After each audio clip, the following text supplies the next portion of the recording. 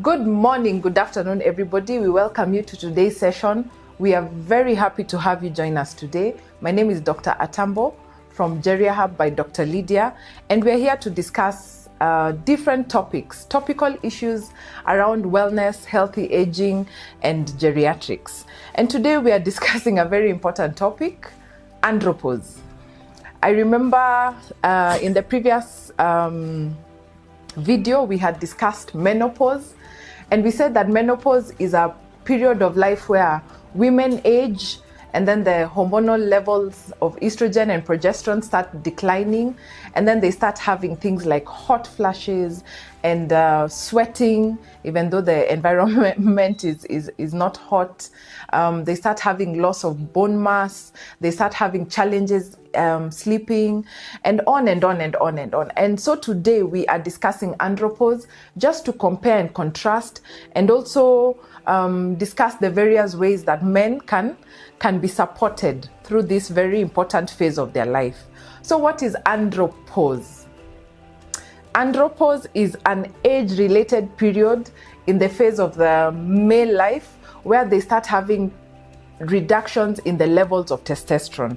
What is testosterone? Testosterone is the hormone that primarily makes a man, you know? And so usually we see that the reduction starts at about the age of 30. By the age of 40, we see that about 2% of the men have started experiencing some reduction in the level of testosterone.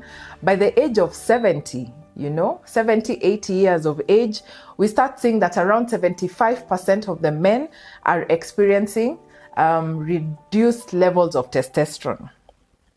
And so testosterone is a very important hormone that makes our men men. It has different functions.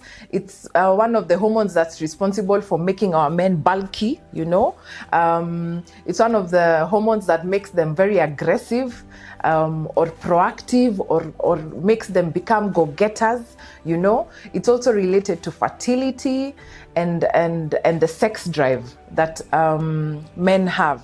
And so from the outset, you can already tell that if you have lowered levels of the hormone, then you start having reduced levels of body mass. They start becoming smaller. You see our men becoming less go-getter-ish, They become less aggressive. We also see a reduction in the fertility levels. And finally, you also have reduced sexual drive in this population.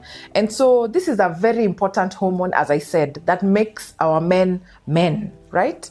And this hormone is produced mainly in the testes, and then finally circulates to the whole body where it performs its functions. So what are the functions of this hormone? Why is it important? It has a wide array of functions, The first one we'll talk about is the bone.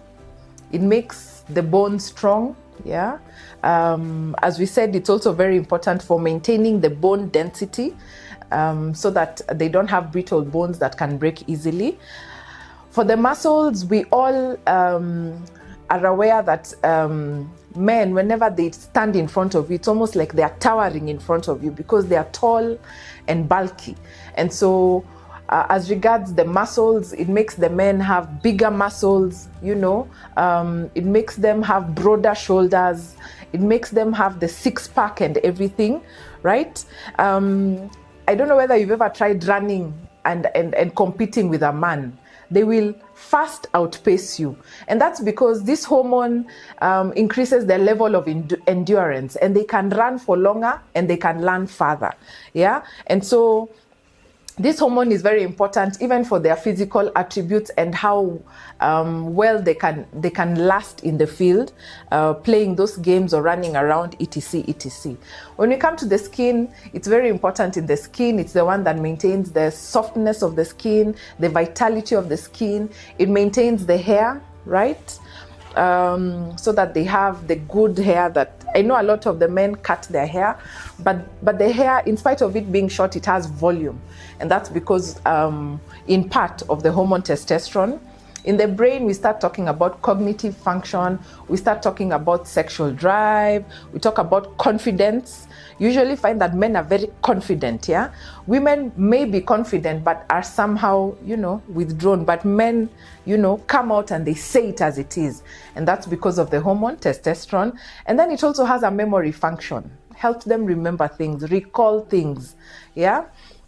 Next one, talk about the bone marrow. This is a very important hormone that is useful in the process of red blood cell production. So red blood cells are very important because they help us transport oxygen in the body. Oxygen is very important because it helps us produce energy. So where I'm getting to is that testosterone gives our men red blood cells, healthy red blood cells, which then give them the energy to be energetic, to be aggressive, to run around, to have better endurance, on and on and on. And so you can already see that if the levels start coming down, then you start having challenges in endurance and energy. And so we start talking about a condition called frailty, where they become frail and small and not as strong as they used to be, okay? In the sex organs, as the testosterone levels go down, we start having smaller testes. Yeah, the size becomes smaller. We also start talking about fertility problems. I know there are men who give birth to children even beyond the age of 70 years. We have heard of such cases. But what we are saying is that cohort of men who are aged, 70, 80, they're not as fertile as their counterparts who are aged 30 to 40, okay? We also have, we start seeing prostate changes where we have prostate growth, and then we start having issues around, benign prostatic enlargement and hypertension and growth, which then means that the prostate starts giving men challenges. And for all of us who have our older men and our fathers and grandfathers, you start hearing stories around, uya kona shida ya prostate. And that's because the testosterone levels start coming down. Now that we have talked about testosterone, where it is produced, which is the testes, and how it helps our men. So we start asking, what causes andropause? What are the different things that makes the levels of testosterone start reducing? And the first thing is age. At some point we all age and the levels start going down, and it's the normal cycle of life. And so by the time you're older, your levels have gone down, you've become a bit smaller and frail, and that's normal. But there are some things that are also associated with the reduction in the levels of testosterone. One of them is stress. Whenever you have stress, and we have spoken about stress in our previous videos, where we said that when you have increased levels of stress, then you have increased levels of stress hormones, the adrenaline, and finally the cortisol, which then affects hormonal production. And the hormones are as varied as can be. And remember, testosterone is a hormone. So whenever you have stress and increased stress levels, you're also affecting your testosterone levels. We also see that people who are anxious, anxiety also increases hormone dysregulation, which then affects testosterone production. People who don't sleep, and sometimes we pride ourselves in working for long hours and only having 4 to 6 hours of sleep, or we are running around on 3 hours of sleep. That's not healthy, because even lack of sleep is known to reduce the levels of testosterone in our men. Yeah, alcohol. People who take increased levels of alcohol, we do know that alcohol has a direct function where it dysregulates our hormones.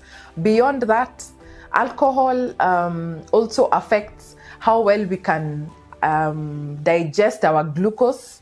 And sometimes some of these alcohols are very glucose heavy. And when they come into the body, they dysregulate how the glucose is being metabolized, which also then leads to hormonal dysfunction, which leads to testosterone dysfunction. So what we are saying, Alcohol should be in moderation or should not be there at all. Smoking is another one. People who smoke also have been noted to have very high levels of cases where their testosterone comes down at a much earlier age as compared to other people. People who have some of these conditions like diabetes, hypertension, on and on. These are some of the conditions that over time are known to reduce the levels of testosterone in the body. What are we saying? If you look at the list that we have spoken about, stress, anxiety, alcohol, lack of sleep, smoking, hypertension, diabetes, all those are lifestyle related conditions.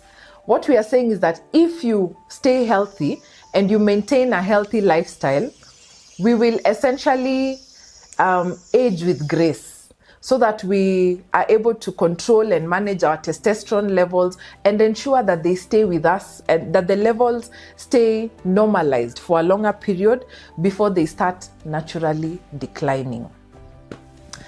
So what are the changes that we see in our men when they start having the reduced levels of testosterone, right? Of course, one of the most obvious one is that you will notice that the men start having hair loss, and it's a U-shaped hair loss. Like if you look at the top of their head, it almost makes a letter U, right? So they have hair loss that is characteristic at the top of the head. They also have hair thinning. The hair becomes a bit thinner than it should be. When you go to the skin becomes very dry and very brittle. Remember we spoke about menopause, where they had anxiety and depression and hot flashes and sweating. And I promise you that in Andropause, we also have the same thing. Our men start having problems around sleeping. They're not able to sleep well. They become anxious. They become irritable. They have hot flashes that may not be as pronounced as for the women, but they do experience periods where they feel hot, yet the environment is not as hot enough to trigger the hot flashes. They also sweat more and sweat a lot, which is again a function of the reduced levels of testosterone. We start seeing them having less energy. Remember we said testosterone gives them energy, and so when you have lowered levels of this hormone, you start seeing them saying they're tired. They're not able to run or engage in as many physical activities as they used to. And even when they do, they don't last for as long as they used to. When you go to the breasts, they start having a bit of breast growth, right? So, of course, for the men, the breasts are supposed to be flat. But as they age, because of the lowered levels of testosterone, you start seeing a bit of a pouch in the breast area. When you go to the brain, we start having memory losses. They're not as sharp as they used to be. They have challenges in thinking, challenges in responding, challenges in problem solving, and all this is because of the changes in the hormone level. When you go to the bedroom, in the bedroom they have lowered sexual drive, so we start having social problems associated with sexual matters in the bedroom. Number two, they have lower libido. They actually don't want to have sex as often as they used to. Then they also have erectile dysfunction issues, meaning that even when they desire to have sexual activity, they're not able to either get an erection or maintain an erection. All this is associated with the lowered levels of testosterone. When we come to the bones, you start having more brittle bones that have lowered bone density. When you go to the muscles that were buff, we start seeing a thinning of the muscles, and you start seeing a development of the pot. I know you know the pot. The pot is the stomach that shows that we respect public opinion, right? And so you start seeing an increased fat deposition in the abdominal area. And so all these are changes that come about in the older population. And I'm sure we notice them, only that perhaps we have never related them to the reduction of the hormone testosterone, okay? So one of the things we really worry about when we are talking about all these changes is the decline in mental function. When our men start having more forgetfulness, more challenges remembering, anxiety, when they start becoming depressed. And the depression may be associated with the fact that they used to be big and physically active and able to do many things, and now they are not. They used to be able to remember things, and now they can't. They used to be able to, carry their grandchildren, and now they can't. They probably used to perform in the bedroom, and now they can't. And when you combine all these things together with the hormonal changes, then this depression is a big thing. And if you look at our men, they hardly talk. They hardly share their problems. And so it's so important for us to be on high alert so that we are able to pick it very early and be able to support our men. How can you know that someone is depressed? When they keep quiet, when they don't want to associate with people, yet they used to associate with people, when they don't enjoy things that they used to enjoy, if they used to enjoy, washing their car every day, now they don't do it. They don't want to eat. They don't want to sleep. And even when they're sleeping, they keep waking up and fumbling at night. There's a general displeasure with life. And so if we see our older men starting to have displeasure or discontent with life, it's so important to think about depression and to manage it early, okay? So how do we tell that our men are starting to have lower testosterone levels? Of course, you can see it. And so if you look at your man, you'll start seeing the hair loss, right? Or you'll start seeing the pot coming up, or you will start seeing him having hot flashes, or you'll see him having sleeping difficulties. And so there are things that we will see and notice, which is good, because it means you're aware of them and you're able to notice them in good time. So what do you do about it if you start noticing these things? Let's go to the hospital. Let's check up on these levels so that we are able to transition with ease, right? So after the levels have been tested, and if the patient is having very uncomfortable transition symptoms where these hot flashes are unbearable, the depression is unbearable, and we need intervention, then we get into hormone replacement therapy. And hormone replacement therapy is medication which comes in to sort of replace the testosterone that is going down. This is a good thing because then the man will have less symptoms and will become more comfortable. However, the hormone replacement therapy medication comes with its own side effects. Some of the side effects are that, number one, they'll have difficulties sleeping. Yeah, and even when they sleep, they'll have difficulties breathing, right? We call that sleep apnea. So hormonal therapy comes with its own challenges. Number one, sleep apnea. Number two, you start having problems in the prostate. And actually, it has been associated with an increase in development of prostate cancer. Yeah. Number three, we might have an increase in the levels or in the incidence of stroke and heart issues, heart-related conditions. And then the last one, which is very worrying, is that you might have increased development of blood clots in the body. And you remember, when you have blood clots, then it's so easy to get a stroke or to have other complications in the body. And so it is okay for us to want to replace the hormone so that we are comfortable and we transition with ease. But remember that this comes with a lot of side effects, unfavorable side effects. So if you want to do the hormone replacement therapy, please go to your doctor, let them check your levels. And if all of you agree that you can use the hormonal replacement therapy, then you do it under the guidance and monitoring of a medical doctor, okay? The other thing that we can do to manage this condition is, of course, lifestyle changes. And we again have said that a lot of these risk factors are things that we can change. We spoke about obesity, anxiety, lack of sleep, smoking, alcohol, on and on and on and on. And so lifestyle changes is very important.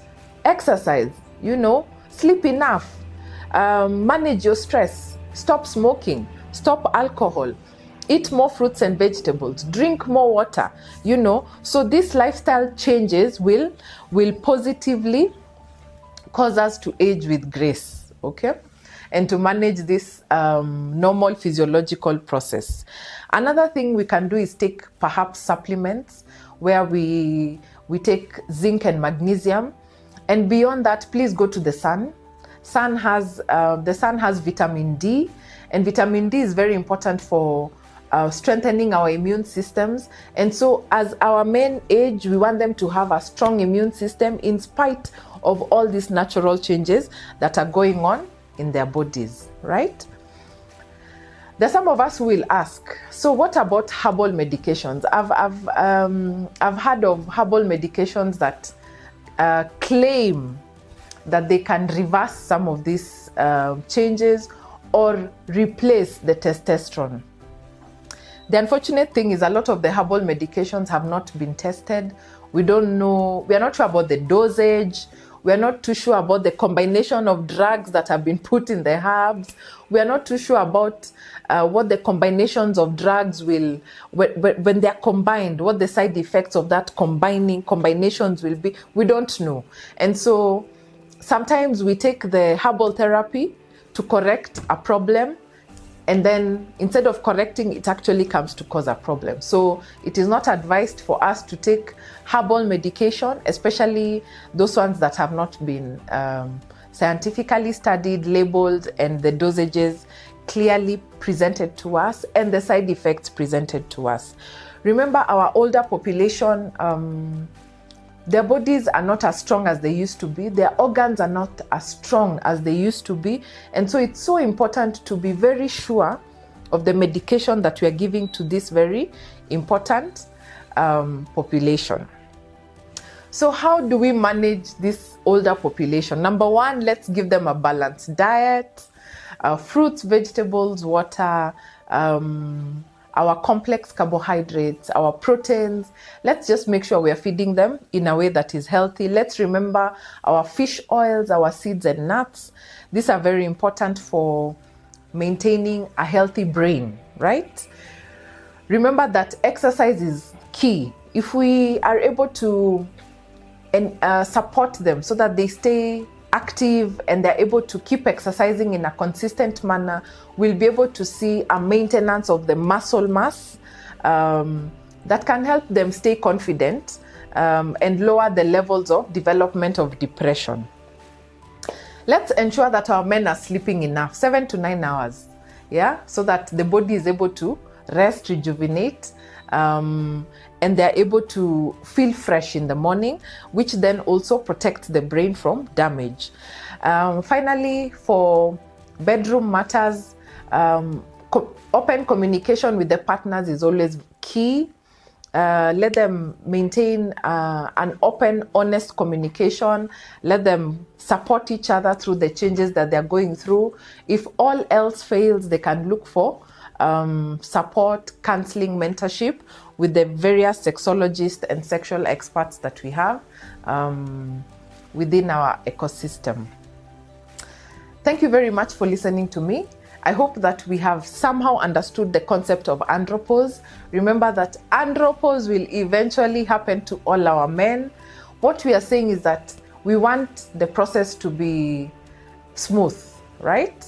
And to be measured so that we maintain the side effects and the uncomfortable things that happen as they are transitioning. Please write to us. Please leave a comment. Please ask your questions. Please let us know what other topics you would want us to handle and tackle. Follow us. Please click on the subscribe button and let's continue learning together. Let's continue engaging, and together we can ensure that we age with grace and those ones that we love also age with grace. Thank you very much. My name is Dr. Lydia from Geriahub by Dr. Lydia. See you in the next session.